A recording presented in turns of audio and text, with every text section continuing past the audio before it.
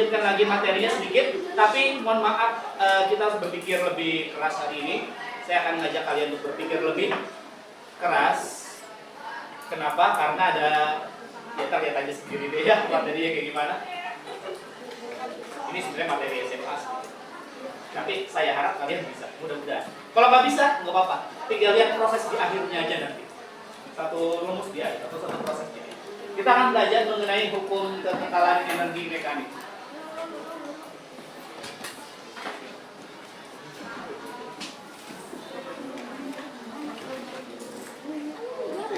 Jadi kemarin kita kan udah tahu bahwa rumus energi mekanik itu simpel sih sebenarnya. Cuma penjumlahan antara energi potensial ditambah dengan energi kinetik, atau dibalik boleh ya penjumlahan. Energi potensial dibagi dengan energi kinetik. Jadi ketika ada benda dijatuhkan dari ketinggian tertentu, nah, sepanjang perjalanan dia jatuh, itu kan ada perubahan kecepatan, ya kan? Kalau makin jatuh ke bawah makin apa? Makin cepat kan, karena ada percepatan gravitasi.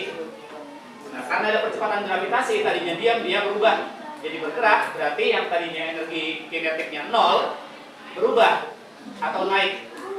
Jadi dia punya energi kinetik sampai dia numpuk ke bawah. Sebaliknya, energi potensialnya yang tadinya dia tinggi, makin ke bawah, energi potensialnya makin berkurang. Tapi penjumlahan antara energi potensial sama energi kinetik ini selalu sama di sepanjang perjalanan ini.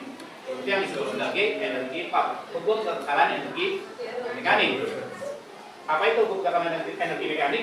Simpelnya gini, energi mekanik di posisi awal itu sama dengan energi mekanik di posisi akhir. Atau di sepanjang perjalanan ini, lintasan ini, energi mekaniknya sama. Udah gitu. Paham nggak? Jadi kalau saya tanya energi mekanik di sini misalnya di A sama dengan energi mekanik di B, berapa nilainya? Sama. Dengan syarat sistemnya ideal atau tertutup. Kalau di dunia nyata agak sulit terjadi. Ini kalau di dunia fisika yang kita hayalkan aja ya. Kenapa? Karena ada faktor lain kalau di dunia nyata, ada faktor hambatan udara dan lain-lain. Tapi di sini dianggap hambatan udara itu enggak ada. Itu aja. Sekarang kita akan coba buktikan nilainya sama apa enggak. Gimana? Ya, saya kasih contoh aja. Di sini misalnya ada bola di ketinggian berapa meter ya? Yang enaknya 10, jangan 20 aja, 20 meter. Terusnya massa bolanya, bisa tulis massa bolanya itu 2 kg. Biar gampang, angkanya 2 kg. Yang ditanyakan, coba hitung energi mekaniknya, buktikan ini sama apa enggak, di atas sama di bawah. Buktikan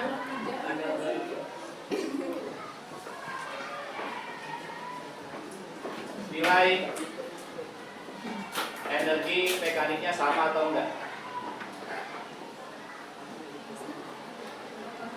atau enggak. Ya, coba kita jawab dari rumus itu. Siapkan otaknya. Kalau yang enggak sampai enggak apa-apa, nanti kamu lihat proses di akhirnya saja setelah ini ya. Tapi untuk yang ngikutin saya, terima kasih. Jangan lupa subscribe.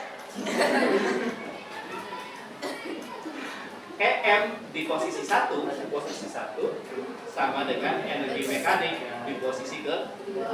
Energi mekanik di posisi atas rumusnya adalah energi potensial 1 ditambah dengan energi kinetik 1. Yang kedua, energi potensial 2 atau yang di bawah ditambah energi kinetik yang kedua. Oke, energi potensial 1 di atas berarti dia punya M dikali G dikali dengan H1 ditambah setengah M P1 pangkat 2. Ini juga sama, M dikali G dikali H kedua ditambah setengah M dikali V 2 pangkat 2. Nah, kita lihat yang di atas posisi awal ini, ketika benda masih di atas dia gerak nggak? Enggak, jadi dia jatuhkannya dari keadaan diam. Berarti kita tahu energi kinetiknya berapa kalau dia 0. Jadi ini nilainya 0. ini punya nilai MGH. M-nya berapa? Oh ya 2. G-nya berapa? G-nya kalau nggak dikasih tahu nilainya G-nya 10, ketinggiannya. Oke, di sini 400 yang sebelah kanan. Sebelah kanan, sebelah kiri. Yang sebelah kanan MGH.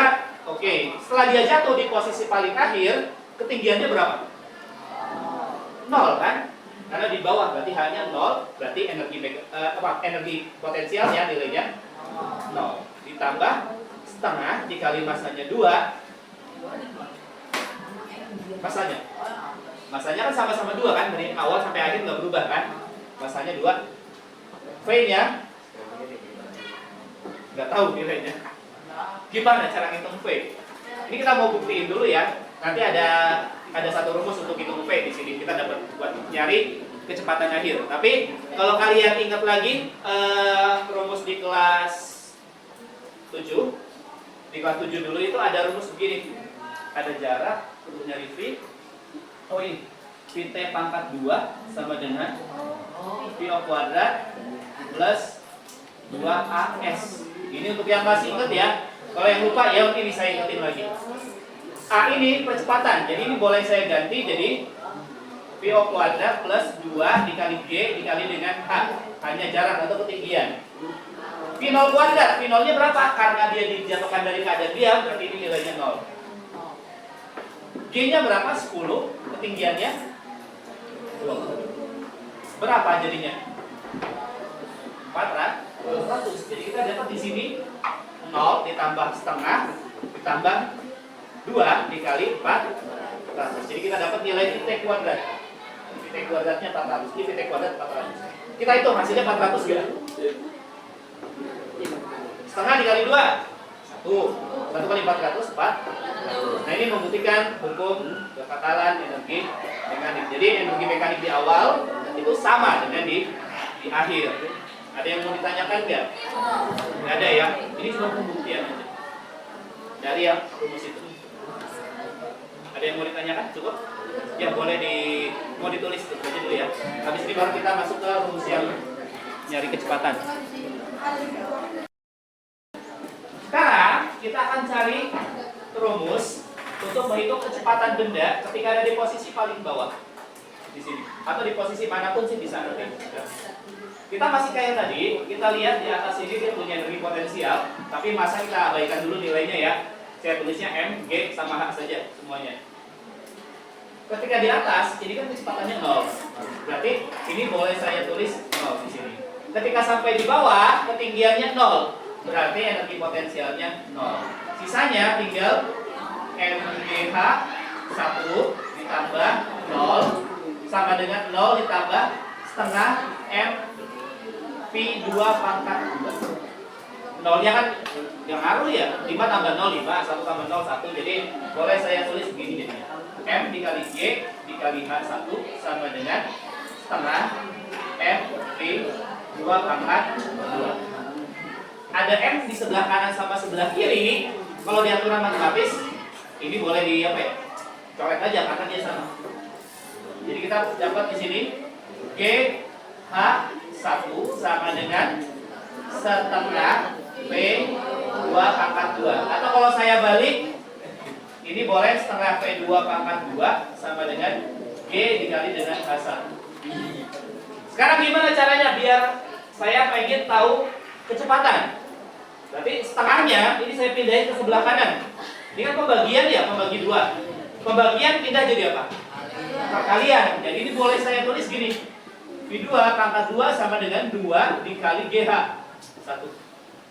Kalau V2-nya saja berarti kuadratnya kita hilangkan sebelah kanan jadi bentuk akar. Jadinya akar 2 dikali G dikali H. Ini adalah rumus untuk menghitung kecepatan benda setelah melalui ketinggian tertentu. Atau kalau di sini misalnya kecepatan pas di bawah di sini dia berapa? Paham nggak? Kalau nggak paham, gini aja. Kalau nggak paham, rumus kecepatan pada gerak jatuh benda ini akar 2GH. Nah gitu aja. akar 2GH. Akar 2GH. Gimana contohnya gini? Ini ketinggiannya berapa? 20 meter. Nanti kita hitung ketinggiannya 20 meter, kita hitung kecepatan dia pas di sini berapa? V sama dengan akar 2GH. Masanya nggak ngaruh. Akar 2, G-nya 10, H-nya berapa? 20. 10 kali 20 kali 2 berapa? Akar berapa ini? 400. Akar 400 berapa? 20 meter per detik. Jadi kalau ada benda dijatuhkan dari ketinggian 20 meter, kecepatan pas sampai bawah itu 20 meter per detik. Paham nggak? Yang ini hitungannya ini aja. Gak paham? Akar 2 GH. Gak tahu bentuk akar? Belum diajarin. Akar 25 berapa? Akar 25? 5. Akar 16? 4. Akar 400? 20. Kenapa? Karena 20 kali 20 400. Ini kan pelajaran kelas berapa ya? Gak tahu deh, saya lupa. 4 SD. Oh, 4 SD beneran? 45 gitu atau kelas 6? Gini dasarnya gini. Untuk yang belum tahu ya, untuk yang belum tahu atau lupa. 4 pangkat 2 itu sama dengan, ya 4 kali 4, oke. 4 kali 4 sama dengan 16. Nah, kalau misalnya saya mau balikin lagi ke bentuk 4, akar dari 16 itu sama dengan 4. Kalau misalnya 2 kali 2 sama dengan 4, berarti akar dari 4 sama dengan 2. Tadi di situ dari mana 20 ya? 20 kali 20, 2 kali 2 4, ada nolnya 2, 400. Berarti akar dari 400 sama dengan 20. Kayak gitu loh Pak. Bisa nggak? Sekarang kita coba sekali lagi. Bisa ya? Enggak ini Pak. Apakah sulit? Enggak sulit. Ya, kita coba sekali lagi. Contoh soal kedua. Di sini ada bola atau benda, tingginya berapa ya?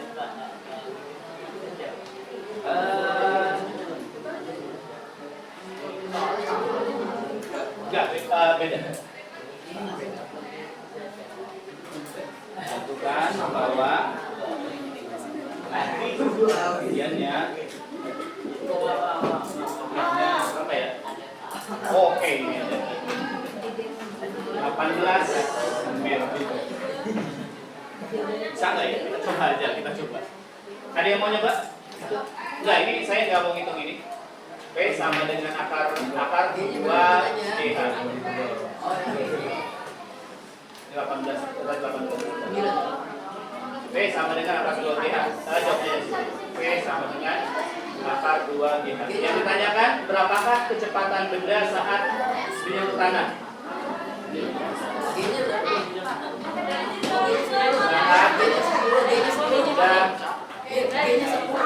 bawah.